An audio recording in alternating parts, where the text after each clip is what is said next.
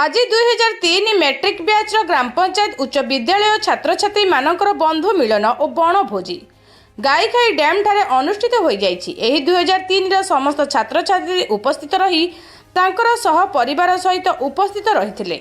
निज निजर परिचय देवा सहित निज निजर अभिज्ञता विषय चर्चा करिथिबा बेले निजर दुख शेयर करिथिले।